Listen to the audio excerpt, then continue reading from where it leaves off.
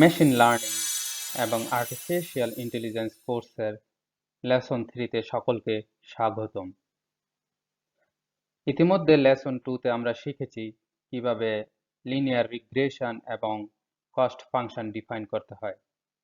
আজকের লেসনে আমরা শিখব gradient descent optimisation algorithm apply করে কিভাবে একটি কস্ট ফাংশনকে মিনিমাইজ করতে হয়।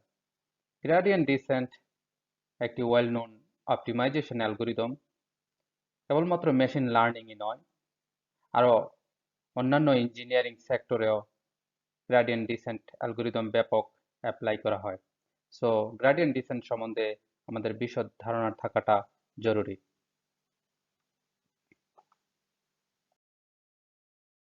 গ্রেডিয়েন্ট ডিসেন্ট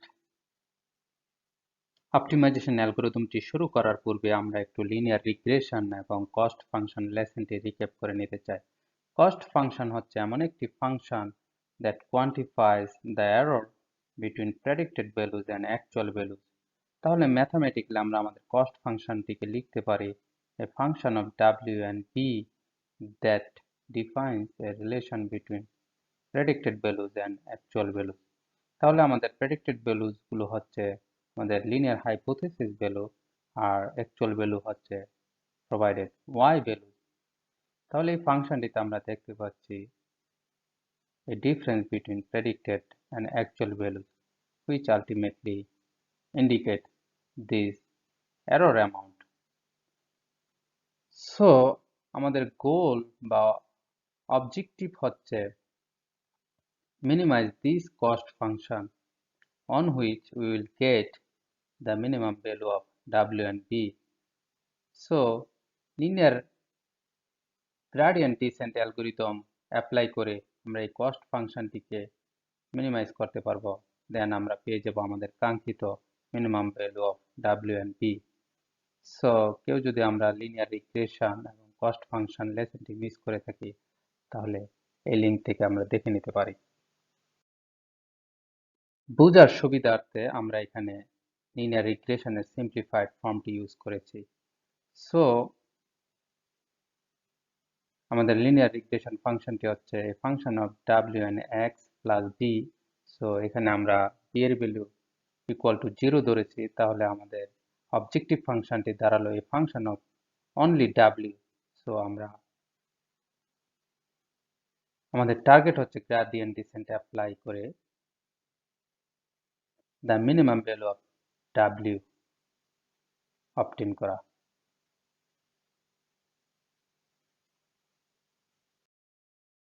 ইতিমধ্যে আমরা জেনেছি লিনিয়ার রিগ্রেশনের দুটি কি ফাংশনস হচ্ছে লিনিয়ার হাইপোথেসিস ফাংশন এবং কস্ট ফাংশন। লিনিয়ার হাইপোথেসিসটি হচ্ছে এ ফাংশন অফ এক্স, এখানে আমাদের এক্স হচ্ছে ট্রেনিং ডেটা সেট, আর কস্ট ফাংশনটি হচ্ছে a function of W, that means a function of weights. So আমরা যদি ডাব্লিউ বা ওয়েটের মান 1 দিয়ে শুরু করি তাহলে আমরা দেখতে পাচ্ছি যে আমাদের লিনিয়ার হাইপোথেসিসটি কেন্দ্রগামী বিন্দু স্পর্শগামী একটি সরলরেখা।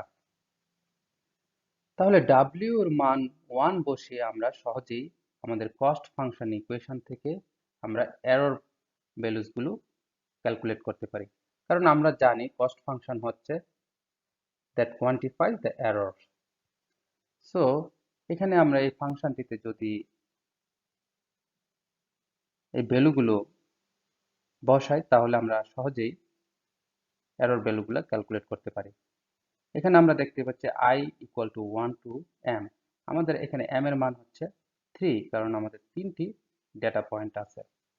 তাহলে i এর মান যদি 1 হয় তাহলে এখানে আমরা দেখতে পাচ্ছি wx x of 1। সো আমরা ইতিমধ্যে জেনেছি যে আমাদের w এর মান 1।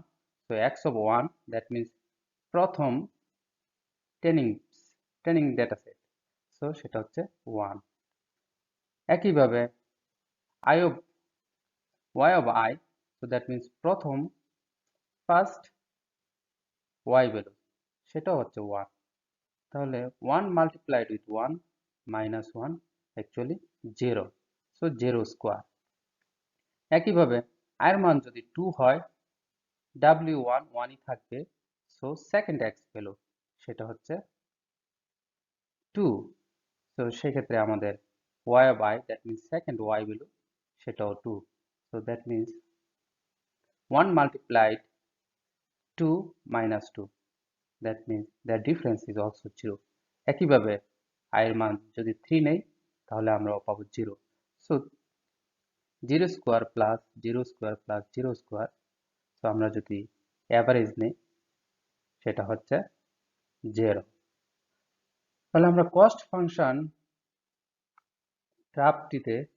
কার্ভটিতে বসে দেখতে পারি সেটা কেমন দেখায়। সো দ্যাট মিনস এটা হচ্ছে আমাদের ডাব্লিউ অ্যাক্সিস। সো ডাব্লিউ যখন 1, আমাদের কস্ট ভ্যালু হচ্ছে 0। দ্যাট মিনস এর পজিশন হচ্ছে এই বিন্দুটিতে। সো আরো আরো কিছু উদাহরণের সাহায্যে আমরা দেখতে চাই যে কস্ট ফাংশনটি কিভাবে কাজ করছে। এভাবে আমরা যদি ডাব্লিউ এর মান 0.5 বসাই তাহলে আমাদের লিনিয়ার হাইপোথিসিসটি হচ্ছে বিন্দু থেকে একটি দূরত্ব বজায় রেখে চলে যাবে। তাহলে এই ফাংশনটি যদি একইভাবে আমরা বসাই তাহলে আমাদের এরর ফাংশনের ভ্যালুটি হচ্ছে অ্যাপ্রক্সিমেটলি 0.5। সো এখানে আমাদের ডাব্লিউ এর মান 0.5। সো আমরা দেখি যে কস্ট ফাংশনে কিভাবে বসে। সো 0.5 আলটিমেটলি আমাদের কস্ট ফাংশনের ভ্যালুটি হচ্ছে y। এভাবে যদি আমরা অসংখ্য ডাব্লিউ নেই তাহলে আমরা ডিফারেন্ট ডাব্লিউ এর জন্য ডিফারেন্ট কস্ট ফাংশন পাবো।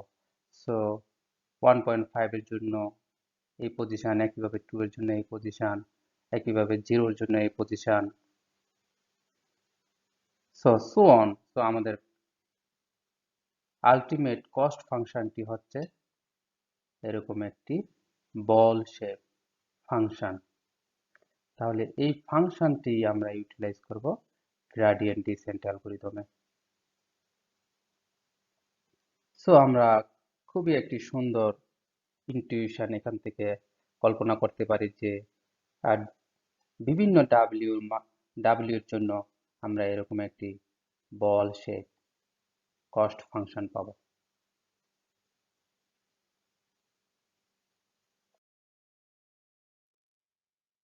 তাহলে শুরু করা যাক গ্রেডিয়েন্ট ডিসেন্ট অ্যালগরিদমটি। আমি একটি ফর্মাল ডেফিনেশন দিয়ে শুরু করতে চাই। Gradient descent is an optimization algorithm that used to minimize some function like this so that we can reach the lowest point of this function. Gradient descent অ্যালগরিদমের ইনটিউশনটি ভালোভাবে বোঝার জন্য আমি একটি রিয়েল লাইফের উদাহরণ দিতে চাই। ধরুন আপনি মাউন্টেন ট্রেকিং করতে খুব পছন্দ করেন। একবার মাউন্টেন ট্রেকিং করতে যেয়ে মাউন্টেনের চূড়ায় উঠে গেলেন। হঠাৎ করে খেয়াল করলেন সন্ধ্যা নেমে আসছে, আপনি সামনে কিছুই দেখতে পাচ্ছেন না, কিন্তু তারপরেও আপনার লক্ষ্য হচ্ছে ভূমিতে নেমে আসা। সো আপনি এখানে কি কি অ্যাপ্লাই করবেন বা কি পদ্ধতি অনুসরণ করবেন নিচে নেমে আসার জন্য? সো আমরা চেষ্টা করব নিজের শরীরটিকে এমনভাবে ছেড়ে দিতে যেন আমরা সবসময় অনুভব করি আমরা নিচের দিকে নামতেছি। তাহলে আমরা যদি এই পদ্ধতি রিপিটেডলি অনুসরণ করতে থাকি, একসময় আমরা দেখব আমরা ভূমিতে পৌঁছে গেছি। এই পুরো প্রক্রিয়াটাকেই বলা হয় gradient descent algorithm. That means every time we are changing slope so that we can reach in the land. So mathematically আমরা gradient descent অ্যালগরিদমটি এরকম একটি pseudo কোডের মাধ্যমে অ্যাপ্লাই করতে পারি। So repeat until the convergence. Convergence it means to reach our target point or target values. So আমরা এখানে দেখতে পাচ্ছি wi, that means for each weight value compute and assign wi minus alpha multiplied the derivative of cost function. আমরা ইতিমধ্যে clearly আমরা জেনেছি আমাদের cost ফাংশনটি কি। আমরা অ্যাপ্লাই করব এর differentiation or derivative that multiplied with learning rate. So আমরা যদি এই পদ্ধতিটি রিপিটেডলি অ্যাপ্লাই করি তাহলে কোনো এক সময় আমরা আমাদের এই কস্ট ফাংশনটির কাঙ্ক্ষিত লোয়েস্ট বিন্দুতে পৌঁছে যাব, যেটি হচ্ছে আমাদের গ্রেডিয়েন্ট ডিসেন্ট অ্যালগরিদমের মূল লক্ষ্য। এখানে আমরা গ্রেডিয়েন্ট ডিসেন্ট অ্যালগরিদমের কিছু ফর্মাল ডেফিনেশন নিয়ে আলোচনা করব। ইতিমধ্যে আমরা জেনেছি আমাদের গ্রেডিয়েন্ট ডিসেন্ট অ্যালগরিদমের মেইন ইকুয়েশনটি হচ্ছে এটি। সো আমাদের কস্ট ফাংশনের জায়গায় আমরা আমাদের অ্যাকচুয়াল কস্ট ফাংশনটি আমরা এখানে বসিয়ে দিব। সো আমরা যদি এই ফাংশনটিকে ডাব্লিউ ভেরিয়েবল বা চলকের সাহায্যে যদি ডেরিভেটিভ করি তাহলে আমরা পাবো এরকম একটি ইকুয়েশন। সো এখানে 2/2 ক্যান্সেল আউট হয়ে যাবে, তাহলে আমাদের ফাইনাল গ্রেডিয়েন্ট ডিসেন্ট অ্যালগরিদমের ইকুয়েশন দাঁড়ালো এমন একটি equation, W compute and assign W minus alpha multiplied 1/m multiplied with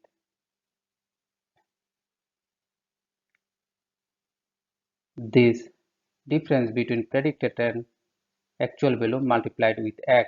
so এই ইকুয়েশন থেকে আমরা দেখতে পাচ্ছি যে আমাদের সবগুলো ভ্যালুই নোন। সো আমরা যদি রিপিটেডলি অ্যাপ্লাই করি তাহলে আমরা আমাদের কাঙ্ক্ষিত ডাব্লিউ পেয়ে যাব, যা হবে আমাদের লিনিয়ার রিগ্রেশনের অপটিমাম ভ্যালু আর লোকাল অপটিমাম ভ্যালু, যা আমাদের দরকার আমাদের লিনিয়ার রিগ্রেশনের জন্য।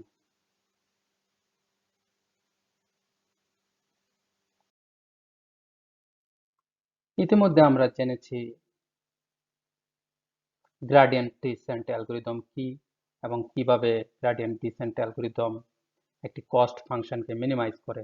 কিন্তু ইমপ্লিমেন্টেশন পয়েন্ট অফ ভিউ থেকে চিন্তা করলে একটি অ্যালগরিদম ইমপ্লিমেন্টেশনের জন্য আমাদের দরকার হবে সুনির্দিষ্ট ইনস্ট্রাকশন সেটস। সো সেই ইনস্ট্রাকশন সেটটিকে বলা হয় কোনো অ্যালগরিদমের সুডোকোড। সো এখানে আমরা দেখতে পাচ্ছি আমাদের গ্রেডিয়েন্ট ডিসেন্ট অ্যালগরিদমের ইনস্ট্রাকশন সেটগুলো টোটাল 5টি স্টেপসের সমন্বয়ে গঠিত। তো ইনিশিয়াল স্টেপসে আমাদের থাকবে এ সেট অফ ডাব্লিউ এবং ডাব্লিউ প্যারামিটার্স এবং learning rate parameters. So we will repeat these gradient or derivative calculation steps until we reach an approximate minimum value. So once we will get an approximate or minimum value, then we will get our required weight values. So যখন একটি algorithm terminate করবে ওই মুহূর্তে আমাদের যে final wait ভ্যালুটি হবে সেটি হচ্ছে আমাদের লিনিয়ার রিগ্রেশনের জন্য কাঙ্ক্ষিত ওয়েট ভ্যালু। সো সেই ওয়েট ভ্যালুটিকে ইউটিলাইজ করে আমরা আমাদের গ্রেডিয়েন্ট ডিসেন্ট অ্যালগরিদম টেস্ট এবং ট্রেনিং ফেজকে ভ্যালিডেট করতে পারবো এবং আমরা পেয়ে যাব আমাদের কাঙ্ক্ষিত মিনিমাম ওয়েট ভ্যালু। এবার একটু আলোকপাত করা যাক গ্রেডিয়েন্ট ডিসেন্ট অ্যালগরিদমের ইন্টুইশনের দিকে। ধরা যাক আমাদের initial wait value W1। So আমরা এই ফাংশনটিতে W1 যদি এখানে হয়, এটি হচ্ছে আমাদের কাঙ্ক্ষিত কস্ট ফাংশন। সো এই পয়েন্টে আমরা ডেরিভেটিভ অর ঢাল ক্যালকুলেট করব। সো ঢাল ক্যালকুলেট করার জন্য আমরা জানি যে এই পয়েন্টটিতে আমরা একটা যদি ট্রানজেন্ট লাইন অঙ্কন করি তাহলে এই পয়েন্টে আমরা ডেরিভেটিভ বা ঢাল পেয়ে যাব। সো এই বিন্দুতে আমাদের ঢালটি দেখতে পাচ্ছি একটি পজিটিভ কোয়ান্টিটি। সো আমাদের এই ডেরিভেটিভ অ্যামাউন্টটি হচ্ছে একটি পজিটিভ ভ্যালু। সো এই পজিটিভ ভ্যালুটি যখন এই পজিটিভ লার্নিং এর সাথে মাল্টিপ্লাইড হবে তাহলে এই কোয়ান্টিটিটিও positive.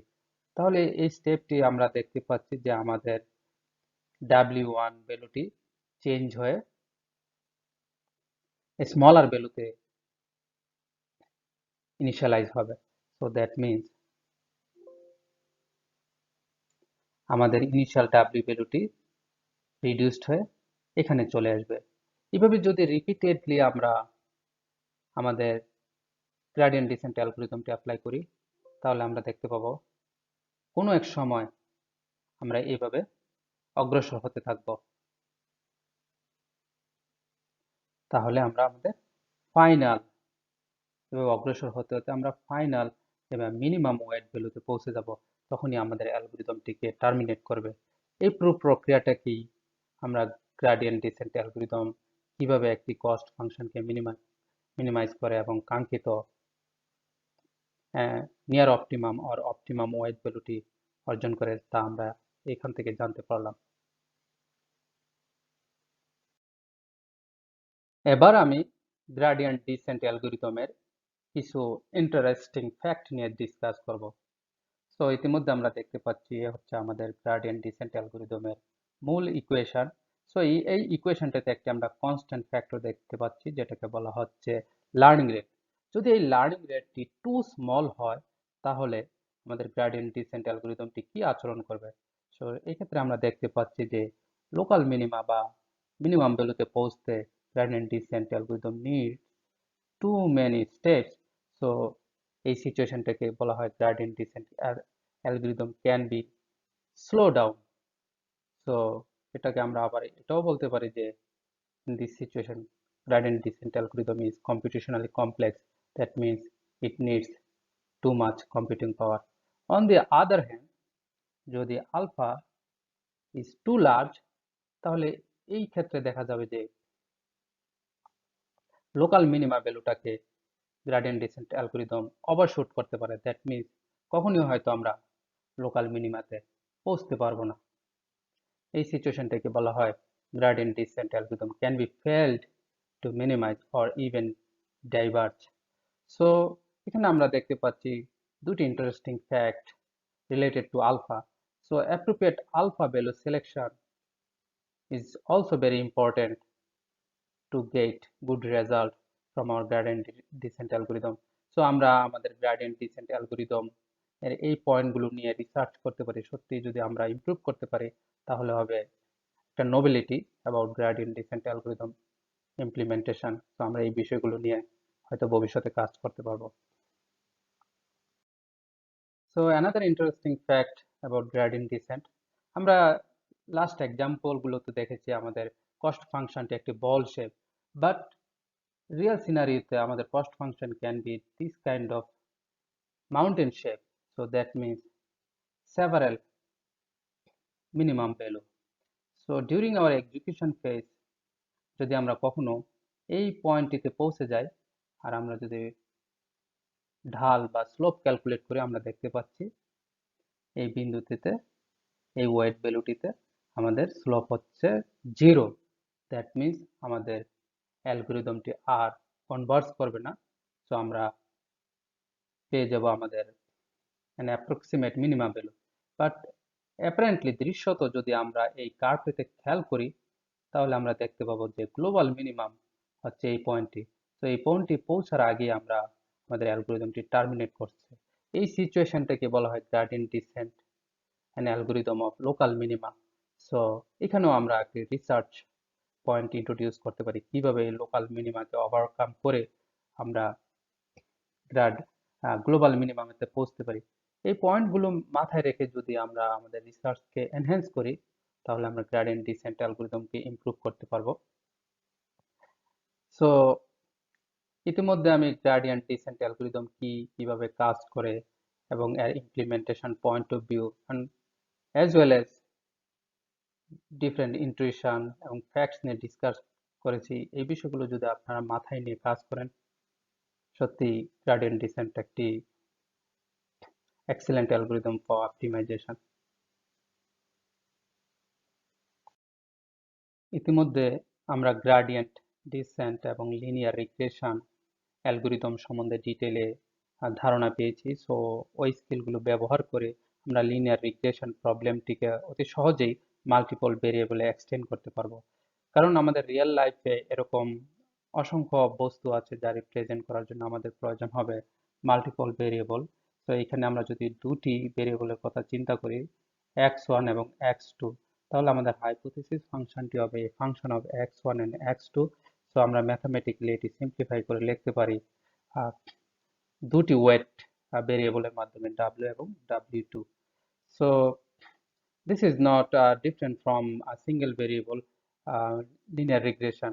In this case, we can add as many as variables. Just our linear regression function will be extended with a different various weight values. তো single ভেরিয়েবলের ক্ষেত্রে দেখেছি আমাদের ফাংশনটি একটি two dimensional function, x axis বরাবর weight as well as y axis বরাবর cost value. But in case of multiple variable or two variables, তো আমাদের weight value হবে দুইটি, x axis বরাবর y1 and y axis বরাবর আমাদের weight value হবে y2. So then our problem will be in three dimensional. So similarly আমরা আমাদের গ্রেডিয়েন্ট ডিসেন্ট অ্যালগরিদমটিকে অ্যাপ্লাই করে আমরা লোকাল মিনিমা গুলো পেয়ে যেতে পারি মাল্টিপল ভেরিয়েবলের ক্ষেত্রে। এভাবে আমরা লিনিয়ার রিগ্রেশন উইথ সিঙ্গেল ভেরিয়েবলকে সহজেই লিনিয়ার রিগ্রেশন উইথ মাল্টিপল ভেরিয়েবলে এক্সটেন্ড করতে পারি। So technically mathematically there is no difference, just adding additional variable. So next lesson এ আমরা ডিসকাস করব লিনিয়ার রিগ্রেশন ল্যাব সেশন নিয়ে। সো পরবর্তী লেসন হবে আমাদের লেসন 4। ওই লেসনে আমরা এ পর্যন্ত যা যা শিখেছি linear regression and gradient descent algorithm কিভাবে পাইথন অ্যালগরিদম দিয়ে ইমপ্লিমেন্ট করতে হয় সেই বিষয়গুলো আমরা জানব। এখানে একটা জিনিস বলে নেওয়া ভালো, linear regression, cost function, hypothesis and gradient descent, they are interrelated to each other. So এই সবগুলো টেকনিক বা অ্যালগরিদমই আমাদের দরকার লিনিয়ার রিগ্রেশন ইমপ্লিমেন্ট করতে। সো বিষয়টা এমন ভাবার কোনো কারণ নেই যে একটি আরেকটির সাথে রিলেটেড না। সো একটি আরেকটির সাথে পরিপূরকভাবে জড়িত। সো সবগুলো বিষয় যদি আমাদের ক্লিয়ারলি ধারণা থাকে তাহলে আমরা প্রপারলি একটি মেশিন লার্নিং অ্যালগরিদম তৈরি করতে পারবো লিনিয়ার রিগ্রেশন দিয়ে। তো নেক্সট লেসনটি হবে আমাদের ল্যাব অন লিনিয়ার রিগ্রেশন। সকলকে অসংখ্য ধন্যবাদ আমাদের সাথে যুক্ত থাকার জন্য। আশা করব আমাদের চ্যানেলটি সাবস্ক্রাইব এবং লাইক করে যুক্ত থাকবেন। দেখা হবে পরবর্তী লেসনে।